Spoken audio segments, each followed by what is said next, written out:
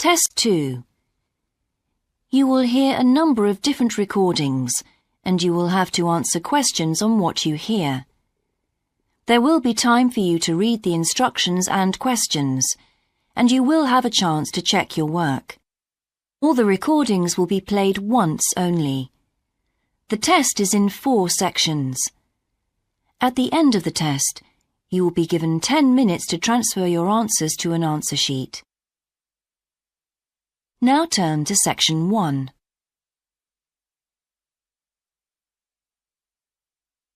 Section 1. You will hear a conversation between a representative of an insurance company and a customer. First, you have some time to look at questions 1 to 3.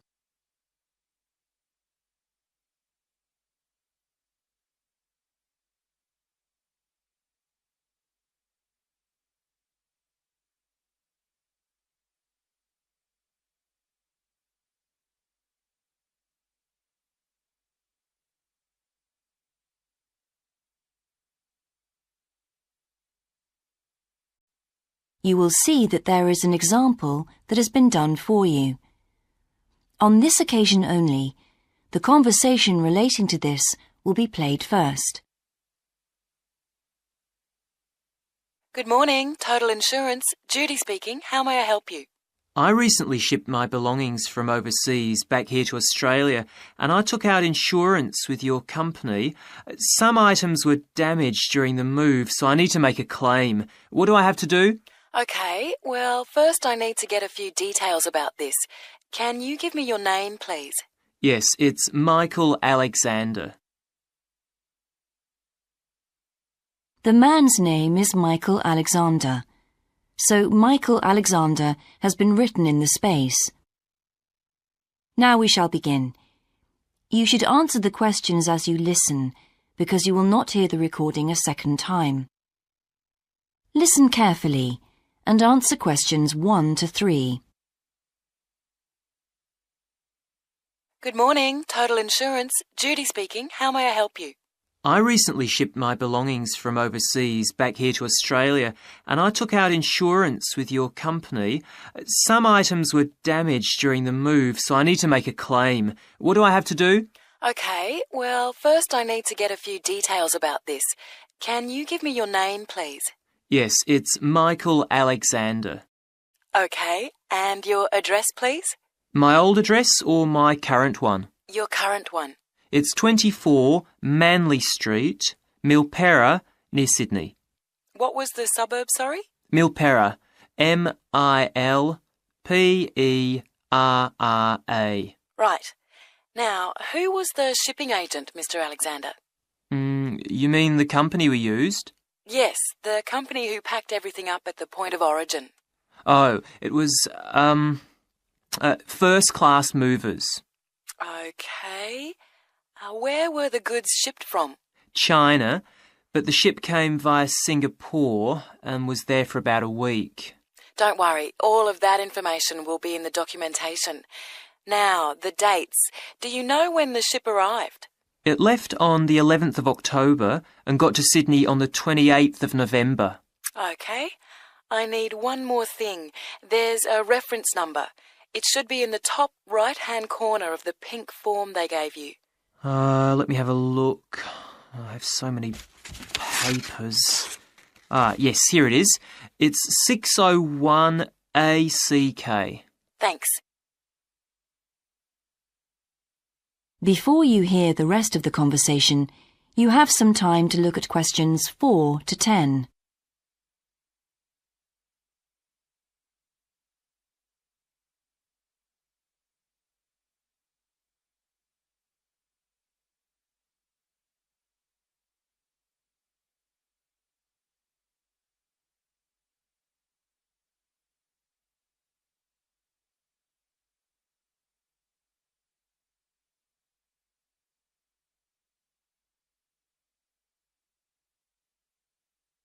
Now listen and answer questions 4 to 10. I need to take down a few details of the actual damage over the phone before you put in a full report. Can you tell me how many items were damaged and what the damage was? Yes, well, 4 things actually. I'll start with the big things. My TV, first of all. It's a large one, very expensive. Insurance doesn't cover electrical problems. It isn't an electrical problem. The screen has a huge crack in it, so it's unusable. I see. Any idea of the price to repair it? No. Well, I don't think it can be repaired. It will need a new one. OK, I'll make a note of that and we'll see what we can do. Now, what was the second item? The cabinet from the bathroom was damaged as well. It's a lovely cabinet. We use it to keep our towels in. And what is the extent of the damage? Well, the back and the sides seem okay, but the door has a huge hole in it. It can't be repaired. I'm really not very happy about it. And how much do you think it will cost to replace it? Well, when I bought it last year, I paid $125 for it. But the one I've seen here in Sydney is a bit more expensive. It's $140. Right. And what was the third item? My dining room table. It's a lovely table from Indonesia. It must have been very hot inside the container because one leg has completely split down the middle. The top and the other 3 look okay, thank goodness. Any idea of the price to repair it? Well, I had an estimate done on this actually because it is a very special table to us. They quoted us $200, which is really pricey, so I hope the insurance will cover the total cost. I'm sure that will be fine. What was the last item, Mr. Alexander?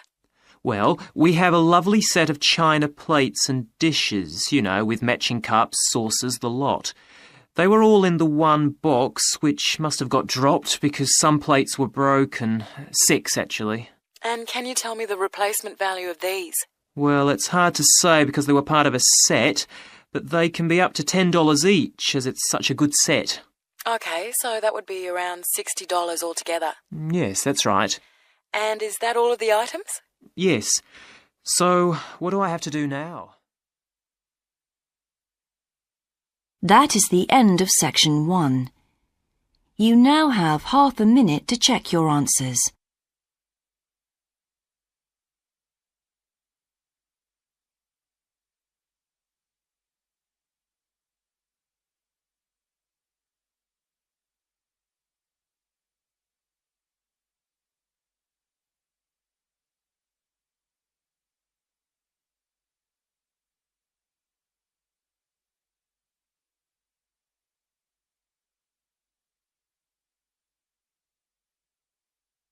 Now turn to section 2.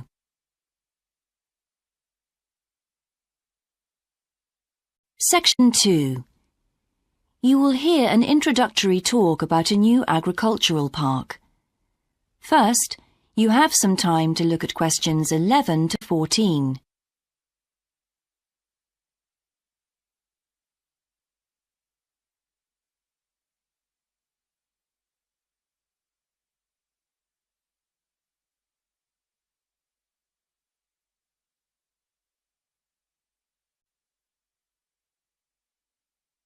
Now listen carefully and answer questions 11 to 14.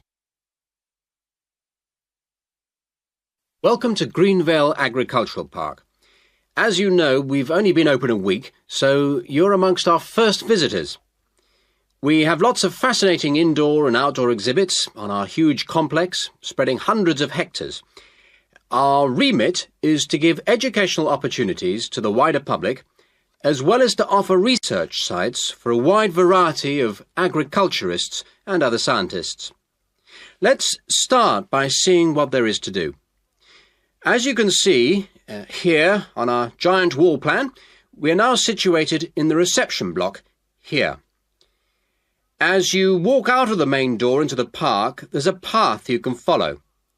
If you follow this route, you'll immediately come into the rare breeds section, where we keep a wide variety of animals, which I shall be telling you a little more about later. Next to this, moving east, is the large grazing area for the rare breeds. Then further east, in the largest section of our park, is the forest area. South of the grazing area, and in fact just next to the reception block, is our experimental crop area. In the middle of the park, this circular area, is our lake. These two small rectangular shapes here are the fish farms where we rear fish for sale. To the east of those is the marsh area, which attracts a great many migrant birds. In the southeastern corner, beyond the marsh, is our market garden area, growing vegetables and flowers. Before you hear the rest of the talk, you have some time to look at questions 15 to 20.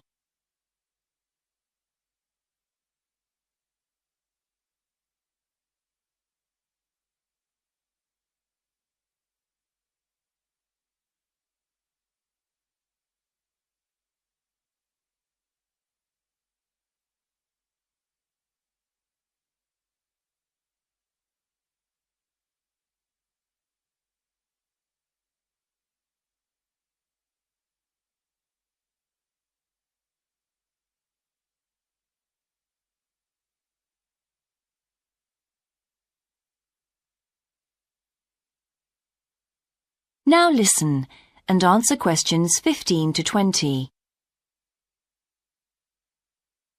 All these areas can be visited by the general public for almost all the year. Although, please take note of the large signs at the entrance to each area, which tell you when certain areas are being used for particular controlled experiments and are therefore temporarily out of bounds to the public. You can see for yourself what a huge area the park covers, and a key question is always, how can we move around? Well, you have a choice of means, all environmentally friendly. Cars are banned in the park. We have bicycles, which you can hire behind the reception block here. The healthy ones of you can go on foot. And finally, there's our electric tram, powered from solar cells.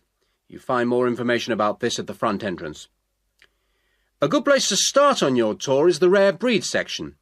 We keep goats, sheep and hens and other kinds of poultry. We're also thinking of bringing in cows and horses, but we do not as yet have facilities for these bigger animals. The animals are fed in public twice a day and a short lecture given on their feeding habits and nutritional needs. These are very popular with the public, but of course we mustn't lose sight of the main purpose of having this section, not as such to preserve rare animals, but to maintain the diversity of breeds, to broaden the gene pool for agricultural development. Greenvale changes with the seasons, with different events happening at different times of the year. May will be perhaps our most spectacular month, with the arrival of the Canada geese, and when our fruit trees will be in full blossom. But there are interesting events on all year round. For example, John Havers, our expert fly fisherman, is currently giving displays on the lake. Each of the sections has its own seasonal calendar, and please consult the summary board at the main entrance. And the final section, as we return to the reception blocks, is the orchard. Do take time to browse round our shop. There's a wide selection of books on wildlife, some of them written by local authors, and the history of farming, including organic farming, something which the park will be diversifying into in the coming months. That is the end of section 2. You now have half a minute to check your answers.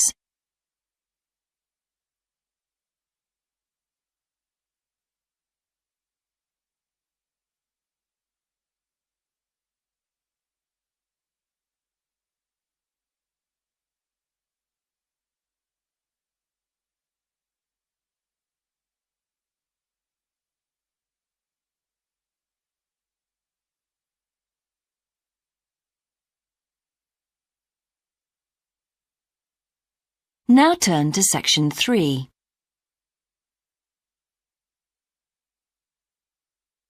Section 3. You will hear part of a seminar in which a researcher called Grant Freeman discusses his work on Australian honeybees with a group of students.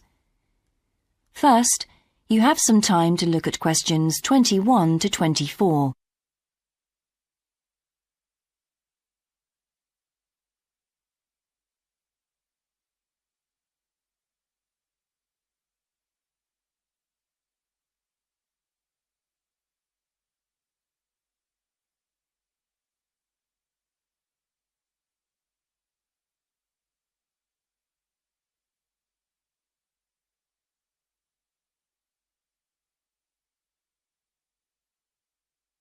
Now listen carefully and answer questions 21 to 24. Good morning, everyone. In today's seminar, Grant Freeman, a biologist who specialises in identifying insects and who works for the Australian Quarantine Service, has come to talk to us about his current research work. Right, well, over to you, Grant. Good morning, everyone. I'm sure that you know that the Quarantine Service regulates all food brought into Australia. Well, obviously they want to protect Australia from diseases that might come in with imported goods, but they also want to prevent insect pests from being introduced into the country, and that's where I have a part to play. Anyway, my current research involves trying to find a particular type of bee, the Asian honeybee, and finding out whether there are any of them around in various states of Australia. We discovered a few of them in Queensland once and eradicated them. Now we're pretty keen to make sure that there aren't any more getting in, particularly to New South Wales and other states. What's wrong with Asian honeybees? Are they so different from Australian bees? Well, in fact, they look almost the same, but they are infested with mites, microscopic creatures which live on them, and which can seriously damage our own homegrown bees, or could even wipe them out. Well, what would happen if Australian bees died out? Well, the honey from Australian bees is of excellent quality, much better than the stuff the Asian bees produce. In fact, Australia exports native queen bees to a large number of countries because of this. When the European honeybee was first discovered out in the bush, we found they made really unpleasant honey, and they were also too big to pollinate many of our native flowers here in Australia. That must have had a devastating effect on the natural flora. Did you lose any species? No, we managed to get them under control before that happened. But if Asian bees got in, there could be other consequences. We could lose a lot of money because you might not be aware, but it's estimated that native bees' pollination of flower and vegetable crops is worth $1.2 billion a year. So in a way, they're the farmer's friend. Oh, and another thing is, if you're stung by an Asian honeybee, it can produce an allergic reaction in some people, so they're much more dangerous than native bees. Before you hear the rest of the seminar, you have some time to look at questions 25 to 30.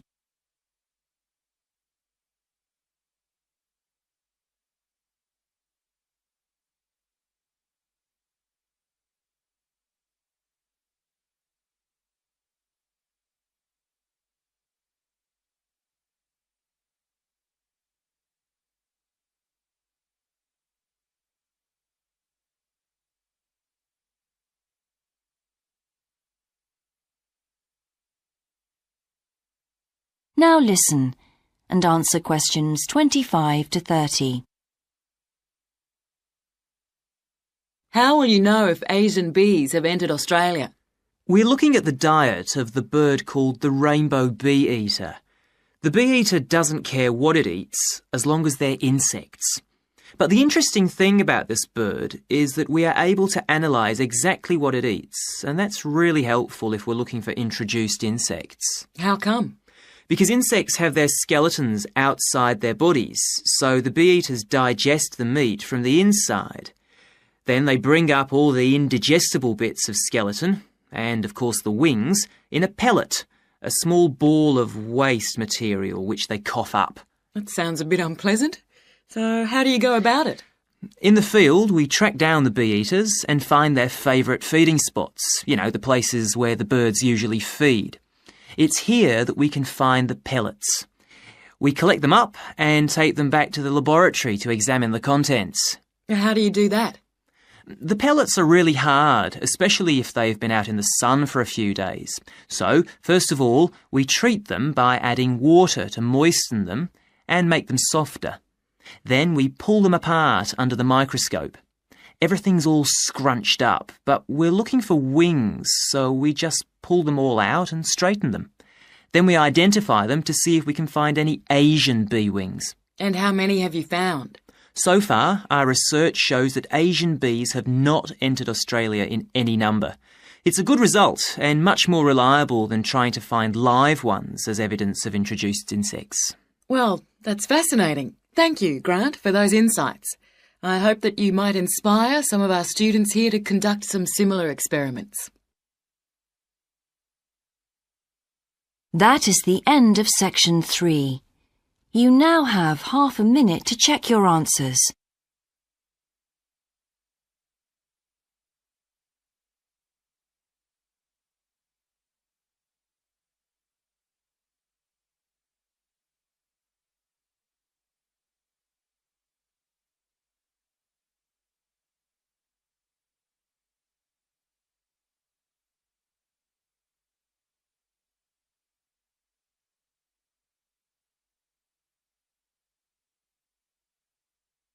Now turn to section 4.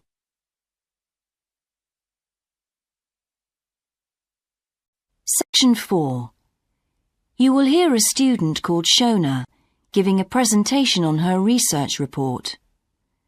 First, you have some time to look at questions 31 to 40.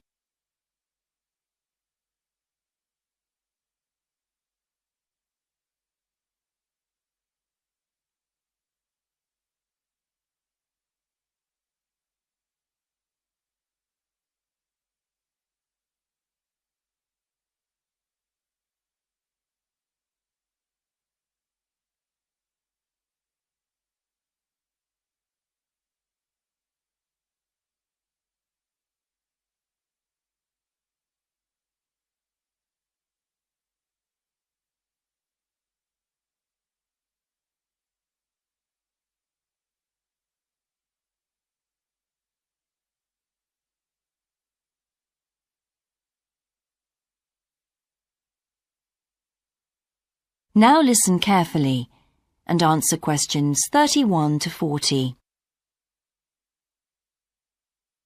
I've been doing some research into what people in Britain think of doctors, the ones who work in general practice, the first call for medical care, and comparing this with the situation in a couple of other countries. I want to talk about the rationale behind what I decided to do. Now, I had to set up my program of research in 3 different countries, so I approached postgraduates in my field in overseas departments, contacting them by email to organize things for me at their end. I thought I would have trouble recruiting help, but in fact, everyone was very willing, and sometimes their tutors got involved too. I had to give my helpers clear instructions about what kind of sample population I wanted them to use. I decided that people under 18 should be excluded because most of them are students or looking for their first job. And also I decided at this stage just to focus on men who were in employment and set up something for people who didn't have jobs and for employed women later on as a separate investigation. I specifically wanted to do a questionnaire and interviews with a focus group. With the questionnaire, rather than limiting it to one specific point, I wanted to include as much variety as possible. I know questionnaires are a very controlled way to do things, but I thought I could do taped interviews later on to counteract the effects of this. And the focus group may also prove useful in future by targeting subjects I can easily return to, as the participants tend to be more involved. So I'm just collating the results now. At the moment, it looks as if in the UK, despite the fact that newspapers continually report that people are unhappy with medical care, in fact, it is mainly the 3rd level of care, which takes place in hospitals, that they are worried about. Government reforms have been proposed at all levels, and although their success is not guaranteed, long-term hospital care is in fact probably less of an issue than the media would have us believe. However, I've still got quite a bit of data to look at. Certainly, I will need to do more far-reaching research than I had anticipated in order to establish if people want extra medical staff invested in the community, or if they want care to revert to fewer but larger key medical units.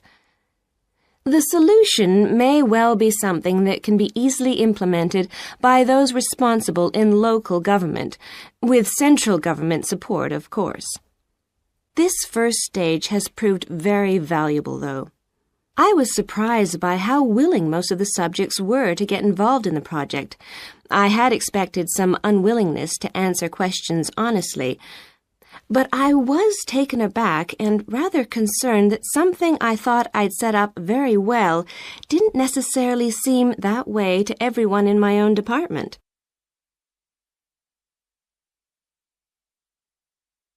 I thought you might also be interested in some of the problems I encountered in collecting my data. There were odd cases that threw me. One of the subjects who I had approached while he was out shopping in town decided to pull out when it came to the second round. It was a shame, as it was someone who I would like to have interviewed more closely. And one of the first-year students I interviewed wanted reassurance that no names would be traceable from the answers. I was so surprised, because they think nothing of telling you about themselves and their opinions in seminar groups. Then one of the people that I worked with got a bit funny. The questions were quite personal, and one minute he said he'd do it, then the next day he wouldn't. And in the end, he did do it. It's hard not to get angry in that situation, but I tried to keep focused on the overall picture in order to stay calm. The most bizarre case was a telephone interview I did with a teacher at a university in France. He answered all my questions in great detail, but then when I asked how much access he had to dangerous substances, he wouldn't tell me exactly what his work involved. It was a real eye-opener. That is the end of section 4. You now have half a minute to check your answers.